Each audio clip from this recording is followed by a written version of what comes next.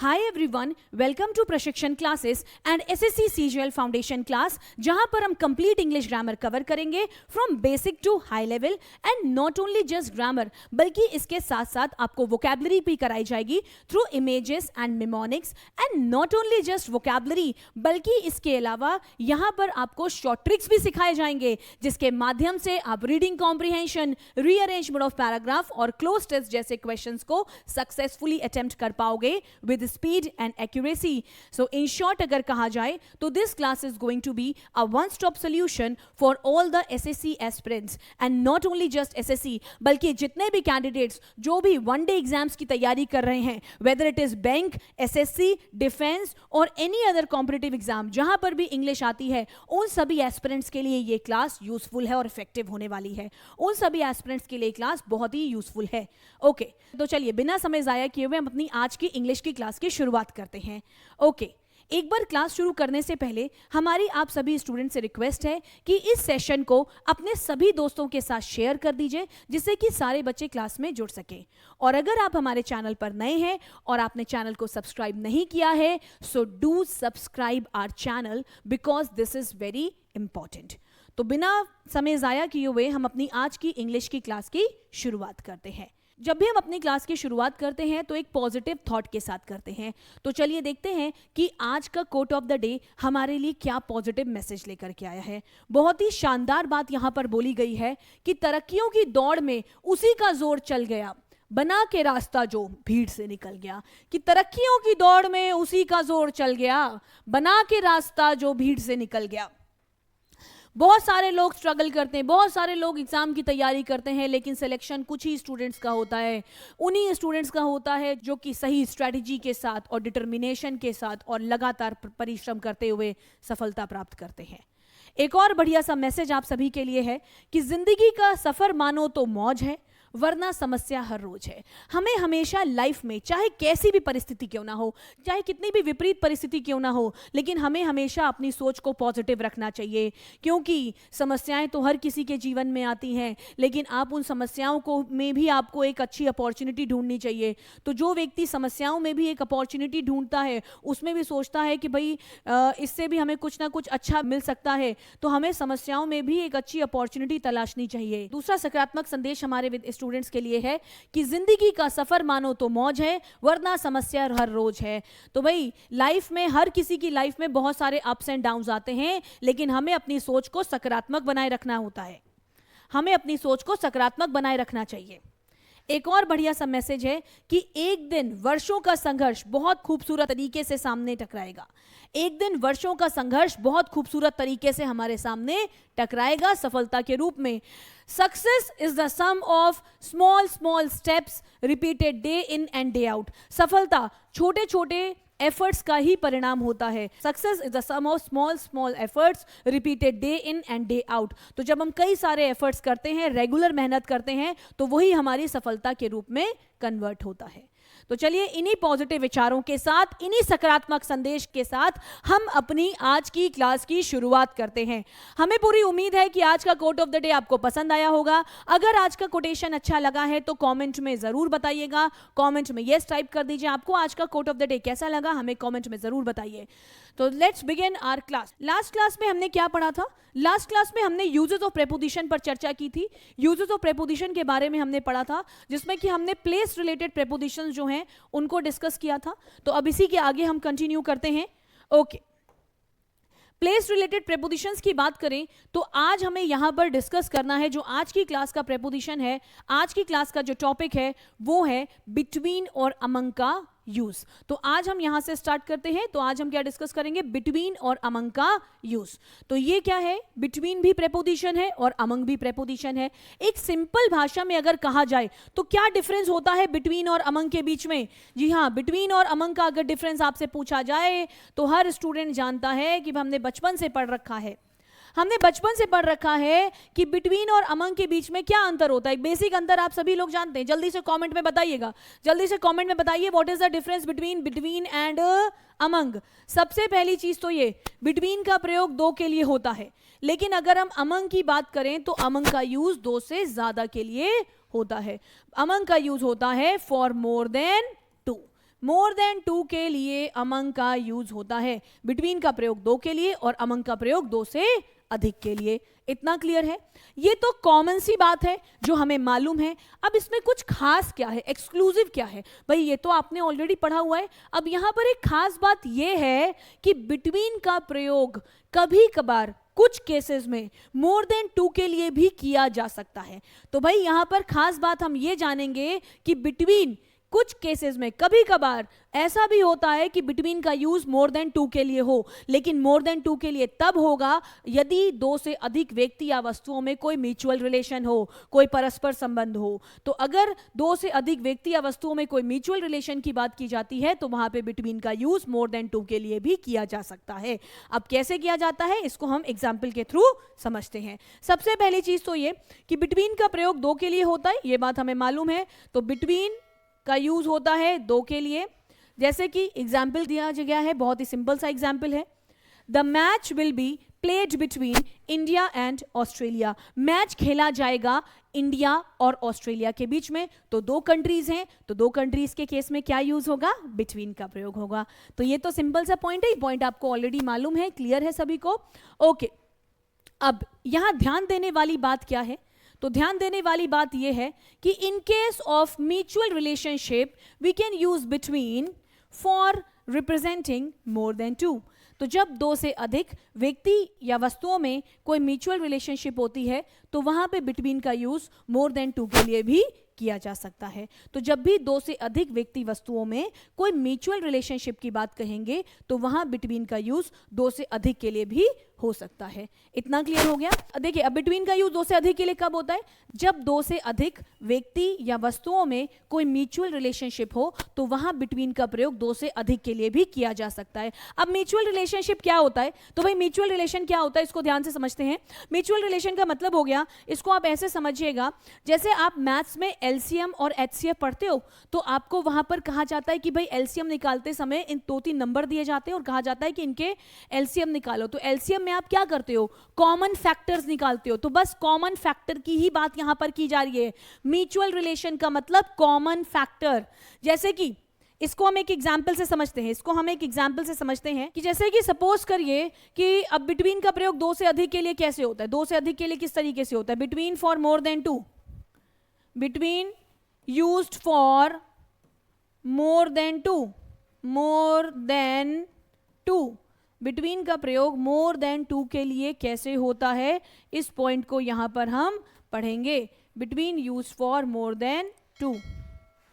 Okay, 2 से अधिक के लिए बिटवीन का प्रयोग 2 से अधिक के लिए कैसे होता है इस पॉइंट को हम यहां पर डिस्कस करेंगे। ओके, बिटवीन का प्रयोग मोर देन 2 के लिए कैसे होता है इस पॉइंट को यहां पर हम डिस्कस करेंगे। तो अब देखिएगा, ध्यान देने वाली बात यहां पर क्या है कि between used for more than 2 also, between used for more than 2 also, between का प्रयोग मोर देन 2 के लिए भी होता है। अब मोर देन 2 के लिए कैसे होता है बिटवीन का प्रयोग मोर देन 2 के लिए? तो इसको आप ऐसे समझिएगा, मोर देन 2 के लिए कैसे इसका यूज होता है। देखिए, मोर देन 2 के लिए कैसे यूज होता है? जैसे कि सपोज करिए कि एक टूर्नामेंट खेला जाएगा। इसको आप ऐसे समझिएगा, सपोज करिए कि एक टूर्नामेंट खेला जाएगा 5 कंट्रीज के बीच में। एक टूर्नामेंट खेला जाएगा 5 देशों के बीच में, 5 कंट्रीज के बीच में एक टूर्नामेंट खेला जाएगा। India, Australia, Sri Lanka, Pakistan and Bangladesh, 5 देशों के बीच में एक टूर्नामेंट खेला जाएगा। ठीक, India, Australia, Sri Lanka, Pakistan and Bangladesh या न्यूजीलैंड, इन 5 देशों के बीच में एक टूर्नामेंट खेला जाएगा। अब इस टूर्नामेंट का नाम मान लीजिए पेप्सी कप है। सपोज करिए कि 5 देशों के बीच में एक टूर्नामेंट खेला जाएगा जिसका नाम है पेप्सी कप। पेप्सी कप एक टूर्नामेंट खेला जाएगा 5 देशों के बीच में। अब आपसे कहा जाए तो इन 5 देशों के बीच में कॉमन फैक्टर क्या है? कौन कौन सी कंट्रीज हैं? India, Australia,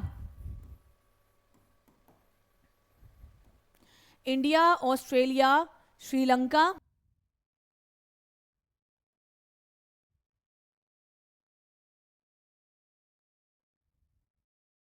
and New Zealand.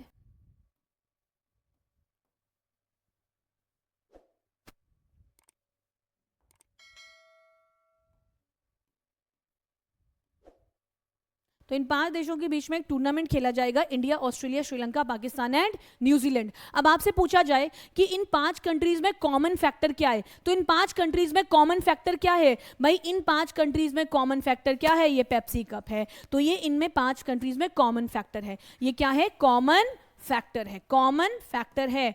तो ये क्या हो गया? म्यूचुअल रिलेशन हो गया। ये 5 कंट्रीज के बीच में क्या है? कॉमन फैक्टर है। 5 कंट्रीज में ये कॉमन फैक्टर है। ये क्या हो गया? म्यूचुअल रिलेशन हो गया। This is clear to everyone. तो 5 देशों के बीच में म्यूचुअल रिलेशन हो गया। तो जब कभी भी ये कॉमन फैक्टर हो गया, यानी 5 देशों में म्यूचुअल रिलेशन हो गया। तो अगर कहा जाए कि इनमें कॉमन फैक्टर क्या है, तो इंडिया भी पेप्सी कप का हिस्सा है, ऑस्ट्रेलिया भी पेप्सी कप का है, श्रीलंका भी, पाकिस्तान भी और न्यूजीलैंड में। तो अब जब भी 2 से अधिक व्यक्ति वस्तुओं में कोई म्यूचुअल रिलेशन की बात होगी, परस्पर संबंध की बात होगी, तो वहां बिटवीन का प्रयोग आप 2 से ज्यादा के लिए भी कर सकते हो। तो ये एक्सक्लूसिव पॉइंट है, ये नया पॉइंट है जो आपको जानना जरूरी है। तो देखिए, बिटवीन का प्रयोग 2 से अधिक के लिए भी किया जा सकता है, बट इन केस कि वहां पे 2 से अधिक व्यक्ति वस्तुओं में कोई म्यूचुअल रिलेशनशिप होना चाहिए। जैसे कि यहां पर इन 5 कंट्रीज में पेप्सी कप एक कॉमन फैक्टर है, तो यहां पे आप क्या लगाओगे? बिटवीन का यूज करोगे। For even 5 countries, for more than 2 we will use between. So what we will say? We will say कि there is a tournament to be played between India, Australia and New Zealand. तो इस पर example क्या होगा? इस पर example होगा कि there is a tournament to be played between India, Australia and New Zealand, या बिटवीन 5 कंट्रीज। ओके, नाउ एक और एग्जाम्पल बिटवीन का म्यूचुअल रिलेशनशिप के केस में। सपोज करिए कि कोई अलायंस बनता है, कोई गठबंधन होता है। जैसे हमारी कंट्री में गठबंधन सरकार बनती थी, अलायंस गवर्नमेंट बनती थी। तो जैसे सपोज करिए कि कोई अलायंस होता है, तो अब अलायंस में कोई एक पार्टी तो इंक्लूडेड नहीं है, कई सारी पार्टीज इंक्लूडेड हैं। तो अगर अलायंस बनता है कई सारी पॉलिटिकल पार्टीज के बीच में, तो वहां पर उस अलायंस, वो भी अलायंस क्या है? म्यूचुअल रिलेशन है। तो इस केस में आप क्या लगाओगे? बिटवीन का यूज करोगे फॉर मोर देन 2।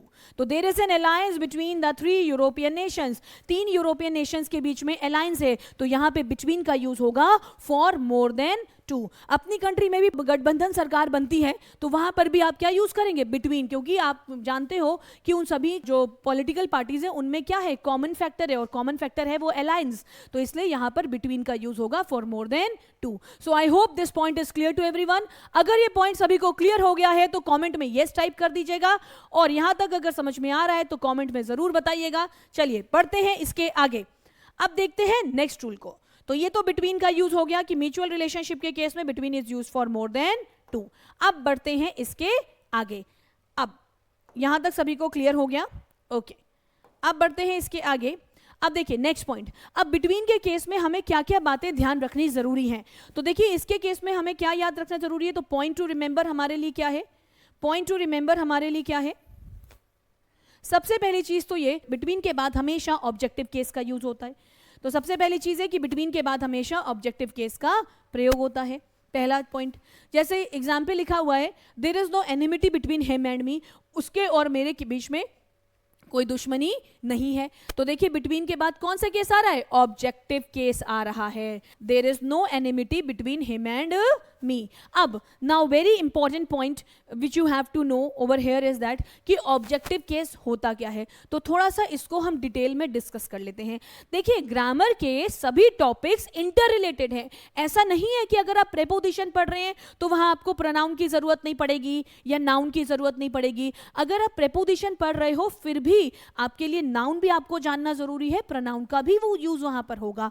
तो अब देखो कि अगर आपने बिटवीन लगाया तो उसके साथ आपको प्रोनाउन का कौन सा केस लगाना होगा? उसके साथ आपको प्रोनाउन का ऑब्जेक्टिव केस यूज करना होगा। This is clear to everyone. अब जरा देखते हैं कि प्रोनाउन के क्या केसेस क्या होते हैं, तो जरा इनको अच्छे से समझ लेते हैं। तो देखिए पर्सनल प्रोनाउन की अगर बात करें, व्यक्तिवाचक सर्वनाम, कई प्रकार के प्रोनाउन होते हैं, ठीक है। तो उनमें से अगर हम प्रोनाउन चैप्टर में इसके बारे में डिटेल में, कई प्रकार के प्रोनाउन होते हैं, इसके बारे में डिटेल में हम प्रोनाउन चैप्टर में चर्चा करेंगे। अब यहाँ पर इन सभी प्रोनाउंस में से एक जो प्रोनाउन होता है दैट इज व्यक्तिवाचक सर्वनाम, जिसे कि आप बोलते हो पर्सनल प्रोनाउन। इनमें एक होता है व्यक्तिवाचक सर्वनाम जिसे कि हम पर्सनल प्रोनाउन कहते हैं। पर्सनल प्रोनाउन,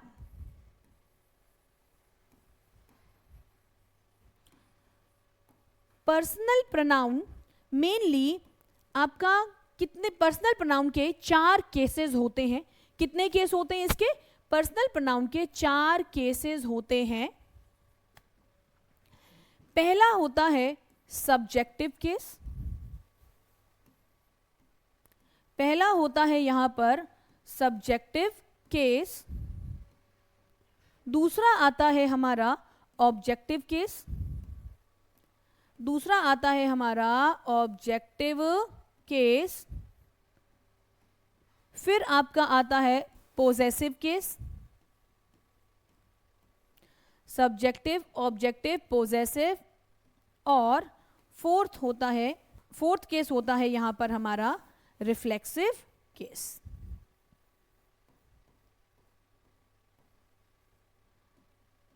इस प्रकार हमने देखा कि पर्सनल प्रोनाउन के 4 केसेस होते हैं, सब्जेक्टिव, ऑब्जेक्टिव, पोजेसिव और रिफ्लेक्सिव। अब हमें यहां पे जरूरत किसकी है? ऑब्जेक्टिव केस की है। तो भाई जब भी आप बिटवीन यूज करेंगे तो बिटवीन के साथ आपको कौन सा केस लगाना होगा? आपको यहां पर ऑब्जेक्टिव केस का प्रयोग करना होगा। तो बिटवीन के साथ कौन सा केस आएगा पर्सनल प्रोनाउन का? इसके साथ आपका ऑब्जेक्टिव केस यूज होगा। This is clear to everyone? जैसे कि ही है तो इसका क्या हो जाएगा? ये ही लिखा हुआ है, ये ही लिखा हुआ है, इसका ऑब्जेक्टिव क्या बनेगा? हिम बनेगा। पोजेसिव क्या हो जाएगा? हिज हो जाएगा।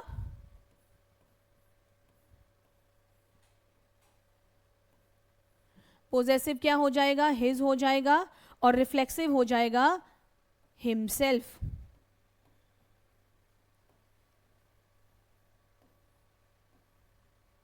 हिमसेल्फ। इतना क्लियर हो गया? तो यहां पे हमें किसकी जरूरत है? ऑब्जेक्टिव केस की जरूरत है। इतना क्लियर है सभी को? तो यहां पे क्या आएगा? अगर ही और आई लिखा होता तो गलत होता, यहां पे क्या आएगा? हिम और मी आएगा। अगर मान लीजिए यहां पे लिखा होता ही या लिखा होता आई तो ये गलत होता, ही और आई क्या होता? गलत होता। This is clear to everyone? अगर यहां पे लिखा होता ही और आई तो ये क्या होता? ये गलत होता, ही और आई गलत होता। इतना क्लियर है सभी को? यहां तक क्लियर है? अब बढ़ते हैं इसके आगे। नेक्स्ट पॉइंट, एक तो बिटवीन के साथ ऑब्जेक्टिव केस लगता है, ये पॉइंट क्लियर हो गया सभी को। दूसरा पॉइंट ध्यान देने वाला है कि बिटवीन के साथ कौन सा कोरिलेटिव कंजंक्शन यूज होता है। जैसे कि आपने सुना होगा कि कुछ पेयर वाले कंजंक्शंस होते हैं, पेयर फॉर्म में यूज होते हैं कंजंक्शंस, जैसे कि not only but also, either और, नाइदर नॉर। इसी तरीके से अगर बिटवीन के पेयर की बात की जाए तो between is always followed by and conjunction. Between के साथ हमेशा एंड कंजंक्शन का यूज होता है। बिटवीन के साथ हमेशा कौन सा कंजंक्शन यूज होता है? So between is always followed by and conjunction. I hope कि यहां तक सभी को समझ में आ गया। समझ में आ गया तो कमेंट में यस लिख दीजिएगा।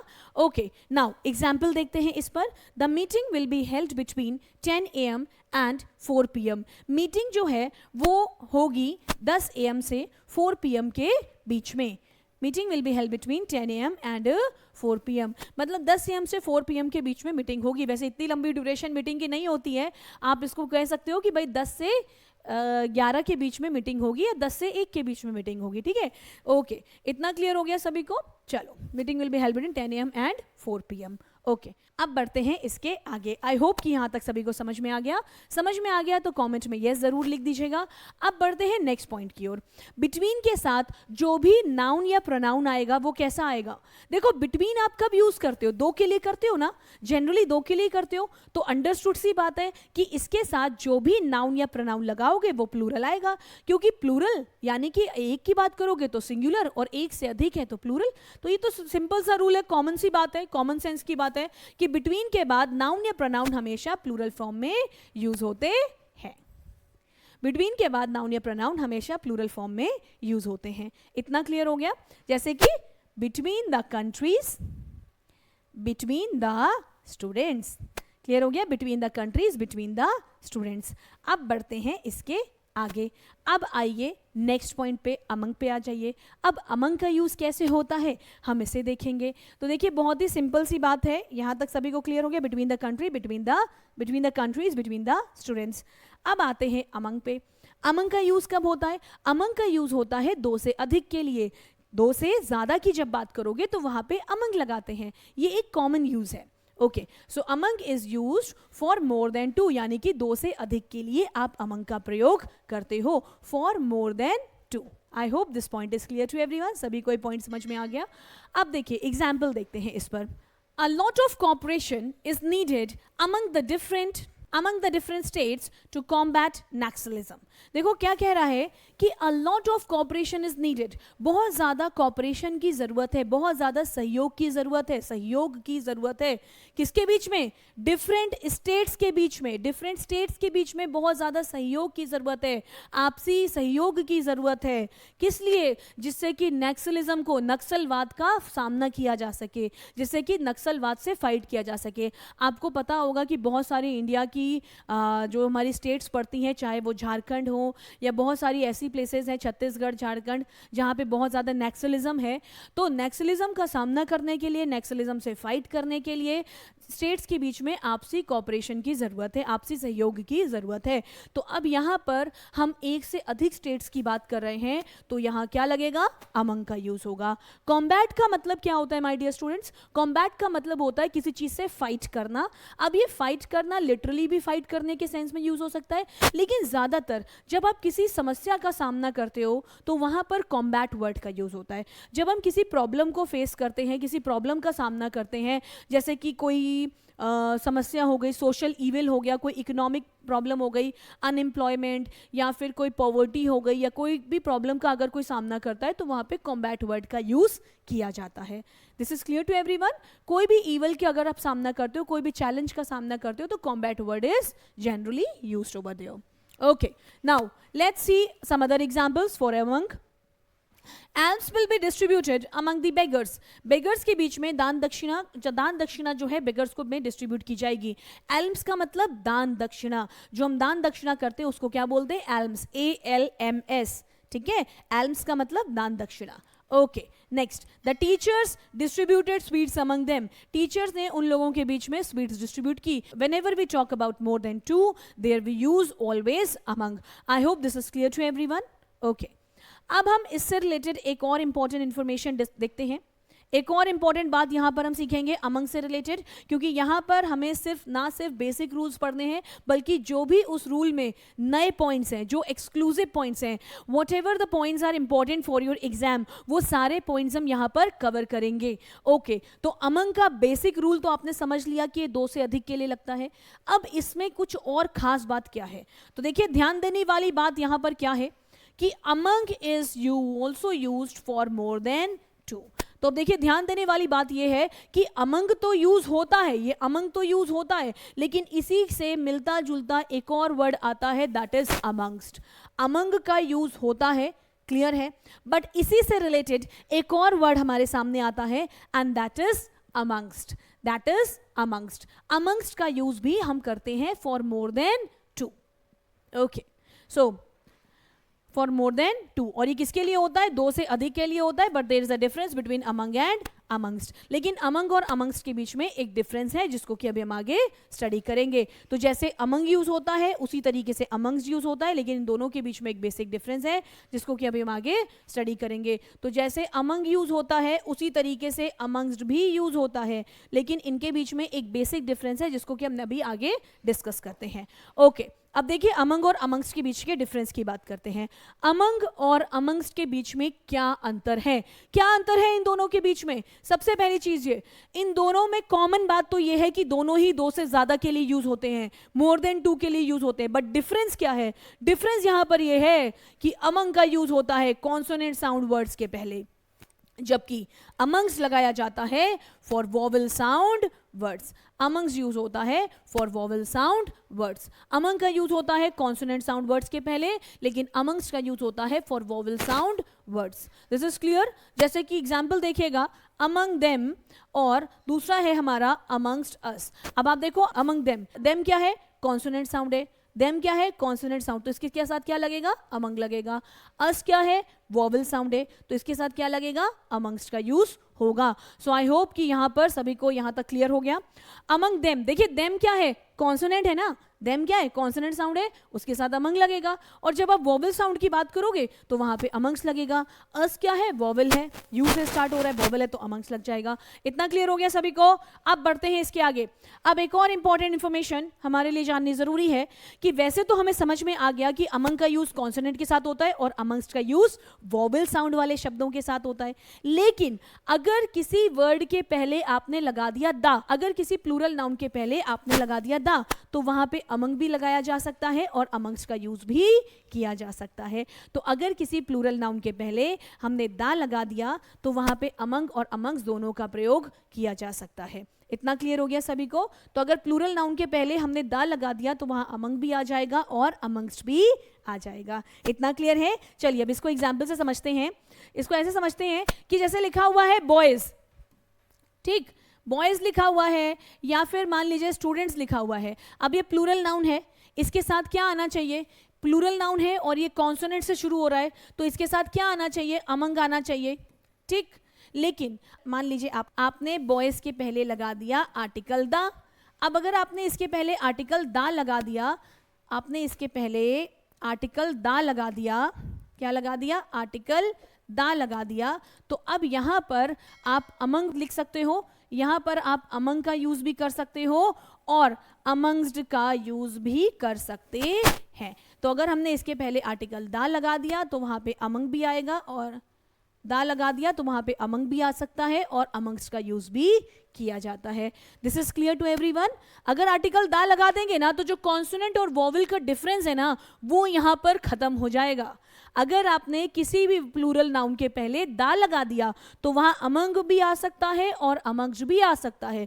अमंग द बॉयज बोलेंगे तो भी सही है, अमंग्स द बॉयज बोलेंगे तो भी सेंटेंस करेक्ट है। I hope this is clear to everyone. यहां तक सभी को समझ में आ गया है?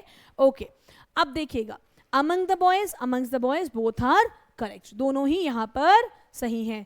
तो इन केस, यहां तक क्लियर हो गया सभी को? In case of the we can either use among और amongst. Among the boys correct है और amongst the boys, among the boys correct है और अमंग्स द बॉयज ये भी करेक्ट है और अमंग्स द बॉयज ये भी करेक्ट है। क्लियर है सभी को? चलो वेरी गुड। अब बढ़ते हैं इसके आगे। अब आते हैं नेक्स्ट वर्ड पे। नेक्स्ट है एमिड और एमिडेस्ट।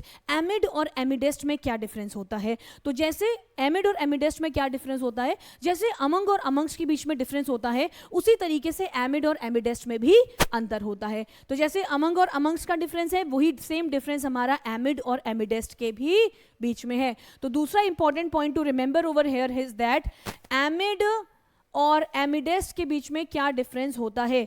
तो देखिए यहां पर ध्यान दीजिएगा, एमिड और एमिडेस्ट के बीच में क्या डिफरेंस होता है। ध्यान से इस बात को समझेंगे कि एमिड और एमिडेस्ट दोनों का यूज होता है मोर देन टू के लिए। अगर कॉमन बात देखी जाए तो एमिड और एमिडेस्ट और अमंग और अमंग्स दोनों मोर देन टू के लिए यूज होते हैं। तो एमिड और एमिडेस्ट का यूज होता है फॉर मोर देन टू, ठीक है, और दोनों में सेम डिफरेंस होता है जो अमंग और अमंग्स में है।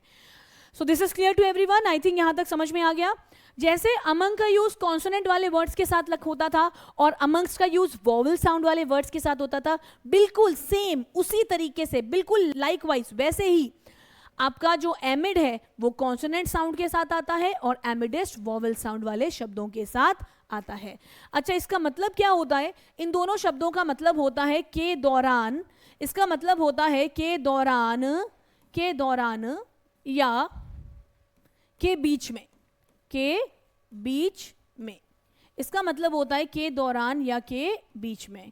क्लियर है सभी को? तो एमिड और एमिडेस्ट का मतलब होता है के दौरान या के बीच में, और एमिड और एमिडेस्ट में बिल्कुल सेम वही डिफरेंस है, both have the same difference as in case of among और अमंग्स। तो इन दोनों के बीच में सेम वही डिफरेंस है जो अमंग और अमंग्स के बीच में है। क्लियर हो गया सभी को? एमिड का यूज होता है कॉन्सोनेंट साउंड वर्ड्स के पहले, एमिड आता है कॉन्सोनेंट साउंड वर्ड्स के पहले, जबकि एमिडेस्ट आता है हमारा वोवेल साउंड वर्ड्स के पहले। इतना क्लियर हो गया? एमिड कॉन्सोनेंट साउंड वर्ड्स के पहले आता है, एमिडेस्ट वोवेल साउंड वाले वर्ड्स के पहले आता है। इतना क्लियर है? ओके, अब बढ़ते हैं इसके आगे। एमिड और एमिडेस्ट पर जो एग्जाम्पल है ध्यान से सुनेंगे। The bill was passed amid pandemonium. Bill जो है वो पेंडेमोनियम के दौरान पास हुआ। ठीक, ध्यान से सुनिएगा। पेंडेमोनियम वर्ड का मतलब क्या होता है? पेंडेमोनियम का मतलब होता है कोलाहल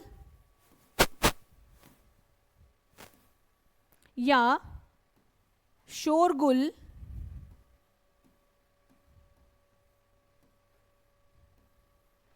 की स्थिति, कोलाहल या शोरगुल की स्थिति। पेंडेमोनियम का मतलब होता है कोलाहल या शोरगुल की स्थिति। तो कोलाहल या शोरगुल की स्थिति को पेंडेमोनियम कहा जाता है। इतना क्लियर हो गया। तो देखिए बिल जो है वो पेंडेमोनियम के दौरान पास हुआ। आपको पता होगा कि जब भी कभी लोकसभा में, संसद में कोई नया बिल पास होता है तो बहुत ज़्यादा डिस्टर्बेंस की स्थिति होती है, बहुत ज़्यादा शोरगुल की स्थिति होती है। तो कह रहा है कि the bill was passed amid pandemonium. Bill जो है वो पेंडेमोनियम के दौरान पास हुआ, शोरगुल की स्थिति के दौरान पास हुआ। तो एमिड का मतलब क्या होता है? के दौरान या के बीच में। और अब आप यहां पर देख रहे हो कि इसका यूज कैसे हो रहा है कि बिल जो है वो पेंडेमोनियम के दौरान पास हुआ, पेंडेमोनियम की स्थिति के दौरान पास हुआ। ठीक। दूसरा, you are sitting amidst us and talking against us. अब दूसरा यूज देखिए एमिडेस्ट का कैसे यूज हो रहा है। देखो एक बात यहां पे आप ध्यान से समझिएगा, कंफ्यूज बिल्कुल मत होइएगा। अमंग और अमंगस्ट में जो अंतर है वही अंतर एमिड और एमिडेस्ट में है। Do you got this point? Among और अमंगस्ट में जो डिफरेंस है वही सेम डिफरेंस हमारा एमिड और एमिडेस्ट के बीच में है।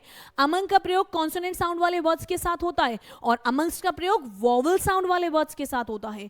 एमिड कॉन्सोनेंट वर्ड्स में आता है, एमिडेस्ट का प्रयोग वोवेल साउंड वर्ड्स के साथ होता है। तो बिल्कुल सेम कॉमन बात है दोनों में।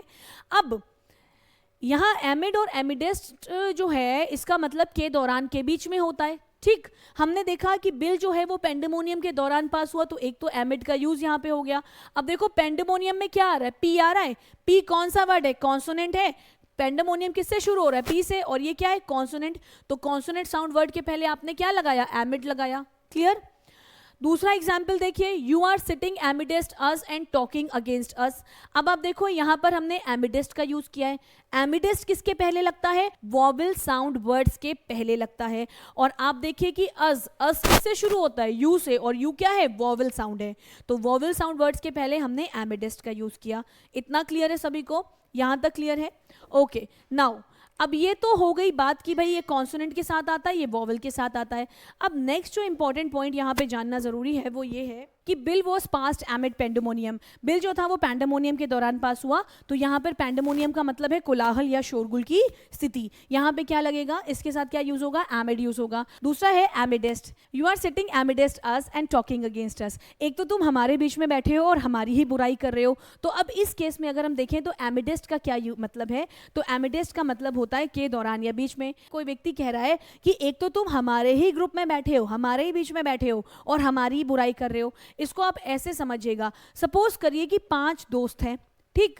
अब उनमें से एक दोस्त ऐसा है कि जो हमेशा उन्हीं अपने 5 दोस्तों के साथ रहता है, उन्हीं चारों के साथ रहता है, लेकिन सबसे ज्यादा बुराई भी उन्हीं लोगों की करता है। कोई 5 दोस्तों का ग्रुप है, उनमें से एक लड़का ऐसा है, एक पर्सन ऐसा है जो रहता तो उन्हीं अपने 4 दोस्तों के साथ है, लेकिन सबसे ज्यादा बुराई भी दूसरों से किसकी करता है? उन्हीं अपने 4 दोस्तों की करता है।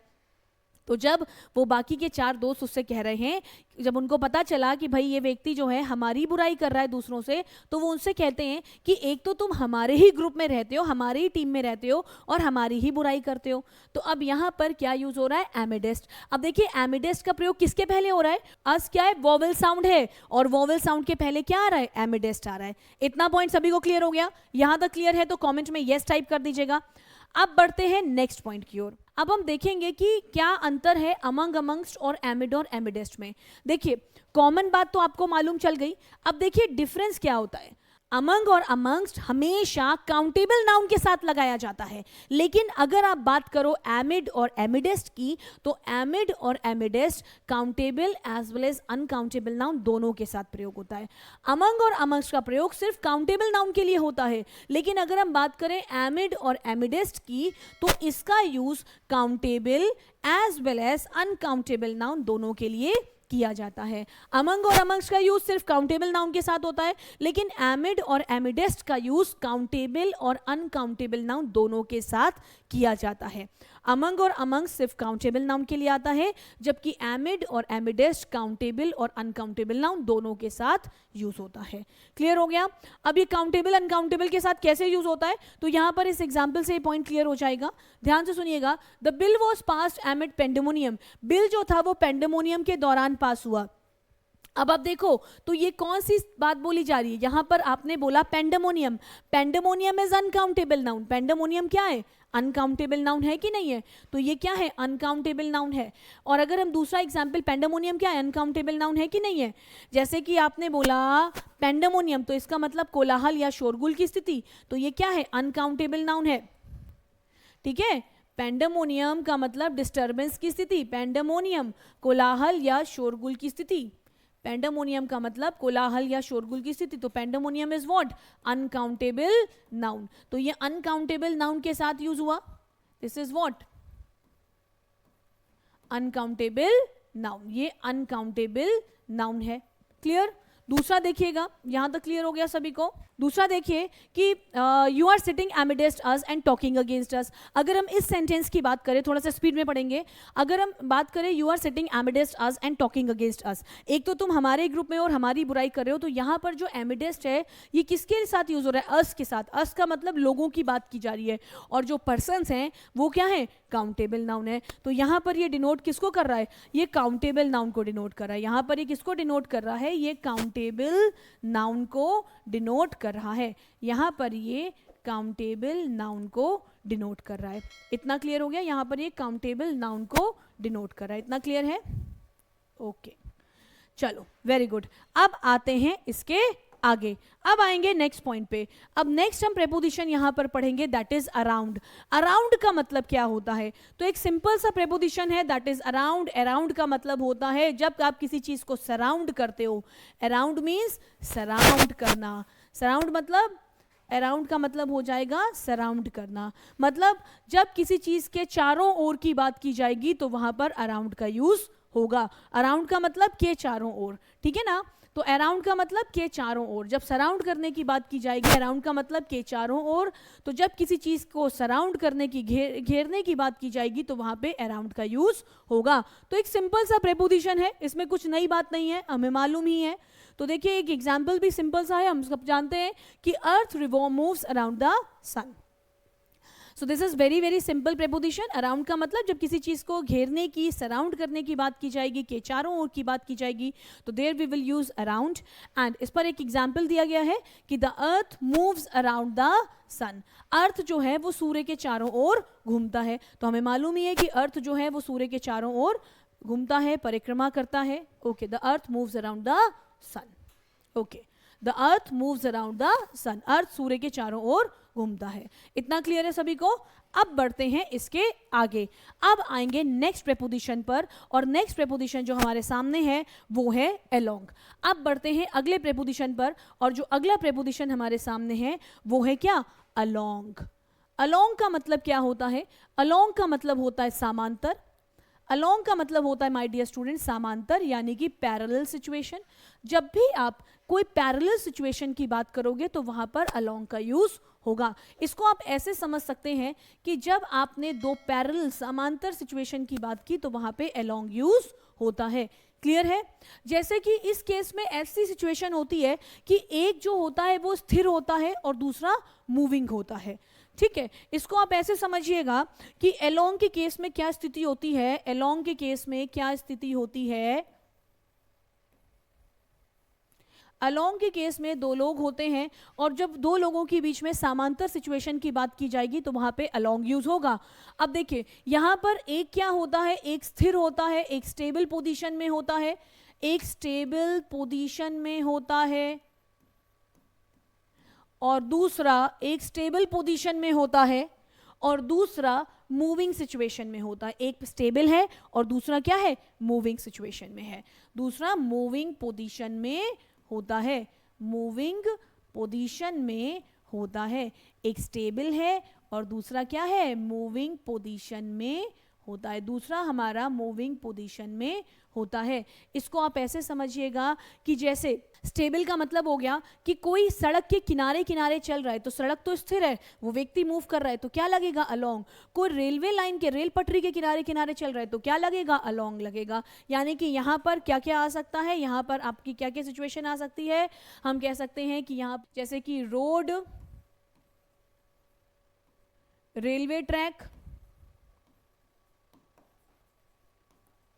रेलवे ट्रैक के केस में हम ये बात कहेंगे, और यहाँ पर क्या हो जाएगा, यहाँ पर कोई पर्सन हो जाएगा जो कि उसके पैरेलल मूव कर रहा है। तो जब भी हम कोई स्थिर अवस्था की बात करेंगे तो मान लीजिए आप सड़क के किनारे चल रहे हैं तो वहाँ पे क्या आएगा, अलोंग यूज होगा। इतना क्लियर है सभी को।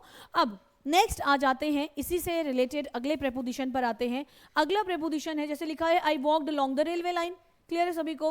ही वॉक्स अलोंग द रोड, ये भी क्लियर है। Walk along the railway track हो सकता है, लेन हो सकता है, स्ट्रीट हो सकता है, क्लियर है सभी को। नाउ नोट, अब एक इंपॉर्टेंट बात यहां पर ध्यान देने वाली क्या है कि अलोंग की तरह से अलोंग विथ का भी यूज होता है। अलोंग विथ का प्रयोग कब होता है, तो भाई अलोंग विथ का प्रयोग कब होता है कि जब दो साथ साथ हो तो वहां पर अलोंग विथ का प्रयोग होता है। तो जब दो लोग साथ साथ होते हैं तो वहां पे अलोंग विथ का यूज होता है। अब इस केस में क्या होता है कि दोनों ही मूविंग होते हैं, दोनों ही क्या होते हैं, पर्सन होते हैं। तो अलोंग विथ का मतलब होता है कि जब दो लोग साथ साथ होते हैं, दो लोग साथ साथ कहीं जा रहे होते हैं तो वहां पे अलोंग विथ का यूज होता है।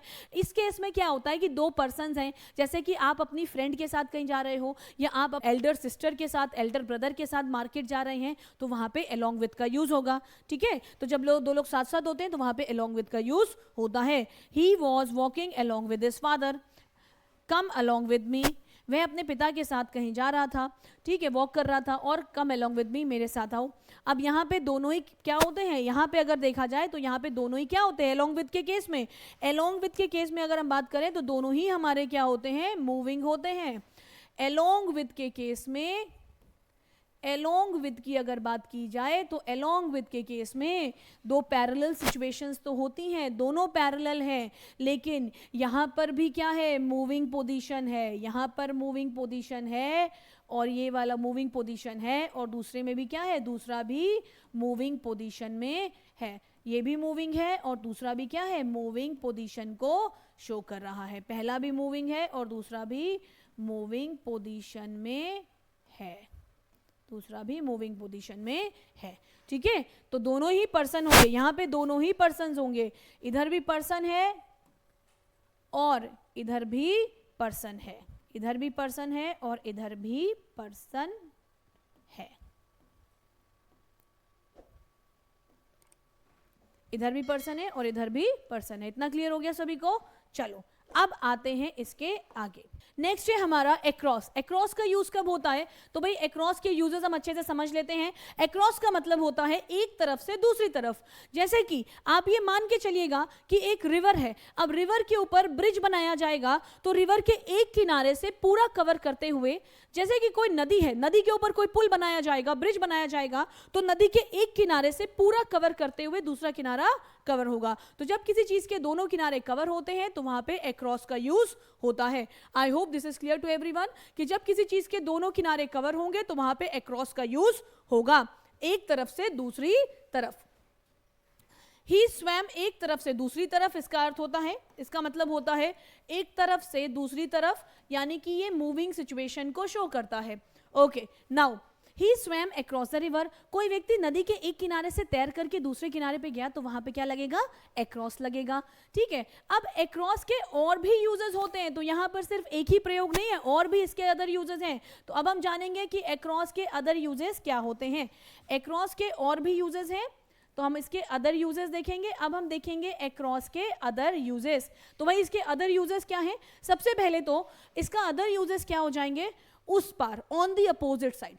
तो एक तो आपको मालूम चल गया कॉमन यूज क्या है, एक तरफ से दूसरी तरफ। ठीक है, अब इसके कुछ अदर यूजेस क्या हैं, अदर यूजेस में आता है उस पार। जब भी आप अपोजिट साइड की बात करते हो तो वहां पर अक्रॉस का यूज करोगे। जैसे कि आप सड़क के इस तरफ खड़े हो, ठीक, और आपकी फ्रेंड रोड के उस तरफ आपका वेट कर रही है, तो वहां पर आप क्या यूज करेंगे, अक्रॉस का यूज करेंगे। जैसे कि he is waiting for me across the road, यानी जब हम रोड अपोजिट साइड की बात करेंगे तो वहां पर भी अक्रॉस का यूज होगा। इतना क्लियर है। नेक्स्ट, दोनों तरफ के लिए भी अक्रॉस का यूज होता है, फॉर बोथ साइड्स। दोनों तरफ के लिए भी अक्रॉस का, दोनों तरफ के लिए भी अक्रॉस का यूज होता है। अब दोनों तरफ के लिए कैसे यूज होता है माय डियर स्टूडेंट्स, तो आप इसको ऐसे समझिएगा कि सपोज करिए जब कभी आपने देखा होगा कई बार बहुत तेज बारिश होती है, आंधी तूफान आता है, तो जो बड़े बड़े पेड़ होते हैं, कई बार आपने देखा होगा कि जो गली होती है, लेन होती है, उसमें क्या होते हैं कि पेड़ ऐसे गिर जाते हैं कि बिल्कुल जो गली होती है उसके दोनों साइड्स कवर हो जाते हैं। तो मान लीजिए कि कहीं किसी दिन बहुत तेज आंधी तूफान आया और पेड़ ऐसे गिर गया जिसने कि सड़क के दोनों किनारों को कवर कर दिया, तो अब इस केस में भी अक्रॉस का यूज होगा। मान लीजिए रेल पटरी के किनारे बहुत सारे ट्रीज थे और ट्री ऐसे गिरा कि उसने रेल पटरी के दोनों किनारों को कवर कर दिया, तो अब इस केस में भी जब किसी चीज की बोथ साइड्स की बात करेंगे, दोनों साइड्स की बात करेंगे, तो वहां पर भी अक्रॉस लगेगा। तो अपोजिट साइड के लिए अक्रॉस लगता है, और जब किसी चीज के बोथ साइड्स की बात करोगे तो वहां पर भी अक्रॉस का यूज होगा। जैसे इसी पर बेस्ड एक एग्जाम्पल देखिएगा, इस एग्जाम्पल से आपको ज्यादा अच्छे से समझ में आ जाएगी ये चीज कि a tree fail across the railway line that caused the accident. Okay, चलो अब बढ़ते हैं इसके आगे, अब बढ़ते हैं नेक्स्ट पॉइंट की ओर। नेक्स्ट पॉइंट क्या है यहाँ पे हमारा, बस अब ये रूल का नेक्स्ट पॉइंट क्या है, कम अक्रॉस, इसी से रिलेटेड है इसलिए कवर करें। नेक्स्ट पॉइंट क्या है, कम अक्रॉस। अब देखिए जैसे अक्रॉस का यूज होता है उसी तरीके से कम अक्रॉस का भी यूज होता है। कम अक्रॉस का क्या यूज होता है, कम अक्रॉस का मतलब होता है अचानक मुलाकात होना। तो जैसे कि आपकी अचानक, कम अक्रॉस का मतलब होता है अचानक मुलाकात होना। तो जैसे कि आप मार्केट जा रहे हैं और वहां पर अचानक आपकी चाइल्डहुड फ्रेंड से मुलाकात होती है, तो वहां पर क्या लगाएंगे, कम अक्रॉस। तो अक्रॉस के यूजेस तो आपने समझ लिए कि एक इसका मतलब होता है एक तरफ से दूसरी तरफ, दूसरा इसका मतलब है अपोजिट साइड, और जब बोथ साइड्स की बात करेंगे तो वहां भी अक्रॉस लगेगा। देन आता है कम अक्रॉस। कम अक्रॉस का मतलब होता है अचानक मुलाकात होना। अब देखिए इसका एग्जांपल क्या है, when I was going to college I suddenly came across my childhood friend. जब मैं कॉलेज जा रही थी तो मेरी चाइल्डहुड फ्रेंड से अचानक मुलाकात हुई। तो अब देखो यहाँ पर एरर क्या है, एरर क्या है, ध्यान देने वाली बात यहाँ पर क्या है, ध्यान देने वाली बात यहाँ पर यह है कि कम अक्रॉस के साथ आप सडनली का यूज नहीं करोगे। कम अक्रॉस के साथ सडनली का यूज नहीं होगा, क्योंकि दोनों का मीनिंग सेम होता है। सडनली का मतलब भी अचानक से, और सडनली का मतलब अचानक से, और कम अक्रॉस का मतलब भी यही होता है, अचानक से। तो जब हम कहते हैं ना कि भाई हम मार्केट जा रहे थे और अचानक से मेरी बचपन के दोस्त से मुलाकात हुई, तो वहां पे सडनली लगाने की कोई जरूरत नहीं है, कम अक्रॉस के अंदर ही सडनली का भाव शामिल है। तो यहां पर ध्यान देने वाली बात यह है कि आपको सेंटेंस क्या लिखना होगा, when I was going to college I came across my childhood friend. So this is correct. ये सेंटेंस क्या है, करेक्ट है, दिस इज करेक्ट। अब पॉइंट टू रिमेंबर क्या है यहाँ पर कि कम अक्रॉस के साथ विद का प्रयोग भी नहीं होता है। तो दो बातें ध्यान देने वाली हैं कि कम अक्रॉस के साथ सडनली नहीं आएगा और विद नहीं आएगा। अगर बोलोगे आई केम अक्रॉस विद हिम, मेरी उससे मुलाकात हुई, तो विद लगाने की जरूरत नहीं है, यहाँ पे विद लगा दिया तो एरर है, क्या हो जाएगा, आई केम अक्रॉस हिम। तो दो बातें यहाँ पे ध्यान देने वाली हैं, कम अक्रॉस के साथ, कम अक्रॉस के साथ किसका यूज नहीं करेंगे, कम अक्रॉस के साथ, कम अक्रॉस के साथ हम सडनली का प्रयोग नहीं करते हैं, सडनली का यूज नहीं करते हैं, और ना ही इसके साथ विद का यूज होता है। तो ये दोनों शब्दों का प्रयोग इसके साथ नहीं होता है। इतना क्लियर हो गया, ना ही सडनली आएगा और ना ही विद आएगा। और अगर आपने ये लगा दिया तो वो जो एरर होगी वो कौन सी एरर हो जाएगी, सुपरफ्लॉज एरर हो जाएगी। अगर आपने दोनों को एक साथ प्रयोग कर दिया तो जो एरर होगी that will be called superfluous error. तो हमें सुपरफ्लॉज एरर नहीं करनी, इसलिए कम अक्रॉस के साथ सडनली और विद का यूज नहीं करेंगे। ओके, सो आई होप कि यहां तक सभी को क्लियर है। ओके, आई होप कि यहां तक सभी को समझ में आ गया। अगर यहां तक क्लियर है तो कमेंट में यस जरूर लिख दीजिएगा। तो आज के लिए इतना ही रखते हैं। आई होप कि आपको क्लास अच्छी लगी है। क्लास अच्छी लगी है तो कमेंट में यस टाइप कर दीजिएगा, ढेर सारे थम्स अप्स कर दीजिएगा। सेशन अच्छा लगा है तो जैसा कि हम हर बार कहते हैं कि अगर आपको सेशन अच्छा लगा है तो सेशन को लाइक करना मत भूलिएगा, सेशन को लाइक कर दीजिएगा और इसे अपने सभी दोस्तों के साथ शेयर कर दीजिएगा। और अगर आप हमारे चैनल पर नए हैं और आपने चैनल को सब्सक्राइब नहीं किया है तो भाई इसको जल्दी से सब्सक्राइब कर लीजिए, जिससे कि आपको सभी क्लासेस की इंफॉर्मेशन मिलती रहे। So do subscribe our channel because this is very important. So मिलते हैं नेक्स्ट क्लास में और नेक्स्ट क्लास में हम क्या डिस्कस करेंगे? हम नेक्स्ट क्लास में हम डिस्कस करेंगे प्रेपोजिशन के कुछ फर्दर यूजेस को, और फर्दर यूजेस में हम देखेंगे कि टाइम से रिलेटेड कौन कौन से प्रेपोजिशंस हैं, जिसमें कि हम एट, ऑन और इन का प्रयोग पढ़ेंगे। देन मैनर, रीजन और तमाम अन्य प्रेपोजिशंस को यहां पर हम डिस्कस करेंगे। And at the same time हम प्रीवियस ईयर क्वेश्चंस भी लगाएंगे। तो भाई मिलते हैं नेक्स्ट क्लास में। Till then your English Guru signing off. तब तक के लिए जय हिंद, जय भारत।